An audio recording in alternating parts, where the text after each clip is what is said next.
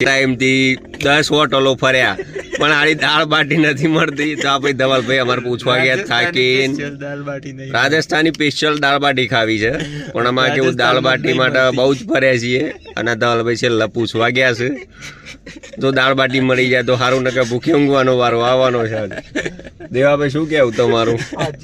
અરે રે આ ભાઈ જો દાળ બાટી નું પૂછવા કાઢે ચશ્મો જોવો યાર.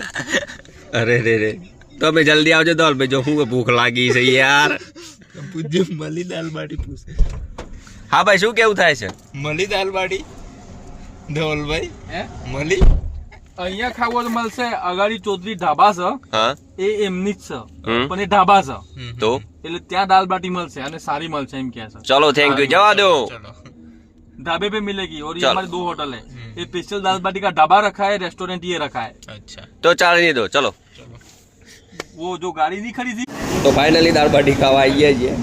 આ જો બહુ ટાઈમ હો ગયા પછી 10 હોટલો હોતી છે અને અહીંયા દાળ બાટી ખાવા આવે છે. ટેસ્ટ મારીએ કેવું લાગે દાળ બાટી. તો ચલો ઉપર પતરાઈ જાય છે. જો સારું લાગે.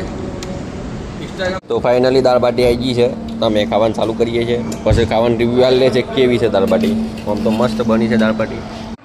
જો તમે ચિત્તોડથી ભીલવાડા હાઈવે પર તમે આવતા હોય, તમારે સ્પેશિયલ દાળ બાટીનો સ્વાદ લેવો હોય તો તમે આ ચૌધરી હોટલ પર તમે આવીને દાલ બાટીનો સ્વાદ લઈ શકો છો. કેમ કે અમે પૂછતા આવ્યા હતા અને અમને આ હોટલનું એડ્રેસ આપ્યું હતું અને અમે દાલ બાટી ખાધી છે, એક નંબર સારી છે. તો તમે પણ ક્યારેક આ હાઈવેથી પસાર થતા હોય તો તમારે દાલ બાટી ખાવી હોય તો તમે અહીંયા ખાઈ શકો છો.